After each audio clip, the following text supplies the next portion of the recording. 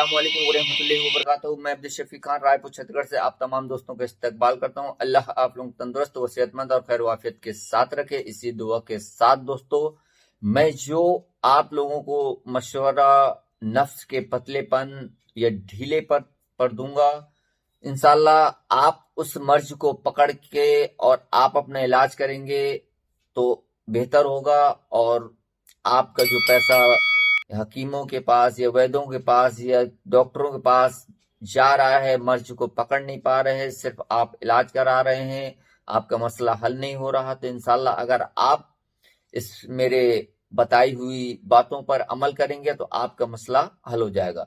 बाज़ औक़ात क्या होता है दोस्तों, नफ्स अचानक से यानी एकाएक पतला हो जाता है और सिकुड़ने लगता है, छोटा हो जाता है। तो क्या होता है, हम इस बीमारी पे मुब्तला रहते हैं जो हमारे जिस्म को भी कमजोर करती है, नफ्स को खा जाती है, नफ्स में पतलापन लाती है, नफ्स को सिकोड़ देती है। हम उसका इलाज नहीं करते हैं और नफ्स के मोटाई का इलाज करते हैं और नफ्स की लंबाई का इलाज करते हैं और नफ्स के इंतसार यानी तनाव का इलाज करते हैं। तो मेरे भाइयों, जब तक आपका वो मसला हल नहीं होगा जो आपके नफ्स को खा गया है और आपके जिस्म को कमजोर कर दिया है, तो आप कितनी महंगी सी महंगी दवाएं इस मसले पे यानी नफ्स के तनाव पर, इंतसार पर, नफ्स की मोटाई पर, नफ्स की लंबाई पर, वैसे नफ्स की लंबाई जो कुदरतन है उतनी ही रहती है, नफ्स की लंबाई नहीं बढ़ती। तो अगर आप इलाज कराते हैं, आप इस बीमारी का इलाज नहीं कराते तो आपका मसला कभी जिंदगी में हल नहीं होगा। अब वो बीमारी है क्या चीज, चलिए मैं बता देता हूं।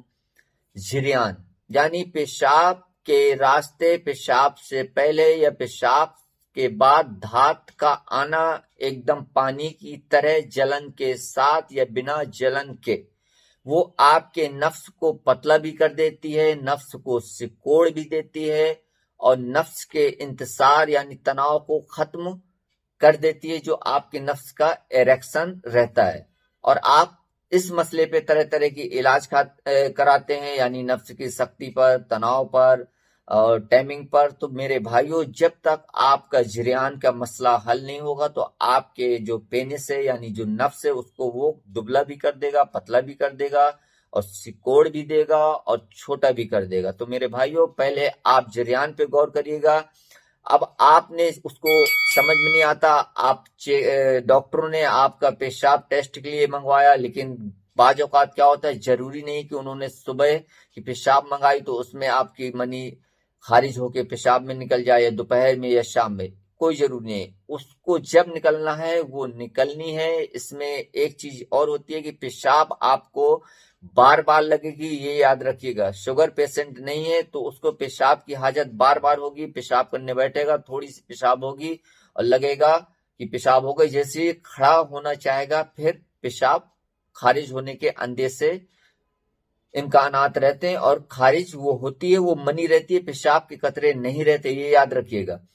तो अगर आपने झिरियान का मसला किया तो आपके जो नफ्स का पतलापन आ गया, आपका नफ्स सिकुड़ गया है और आपके नफ्स में एरेक्शन यानी तनाव का मसला खत्म हो चुका है। तो जब आपका जरियान का मसला हल हो जाएगा तो आपका नफ्स अपनी औकात पर जो पहले था वो आ जाएगा। तो दोस्तों, आपने इस चीज पे गौर करना है। मेरा बताने का मकसद ये है आपका पैसा पानी की तरह न बहे। तो चलिए, मैं वैसे मेरे जरियान पर वीडियो तमाम पड़े हुए हैं, आप उस पे अमल करके अपने मसले को हल कर सकते हैं। तो चलिए, मैं आप लोगों से इजाजत चाहता हूं। अल्लाह हाफिज।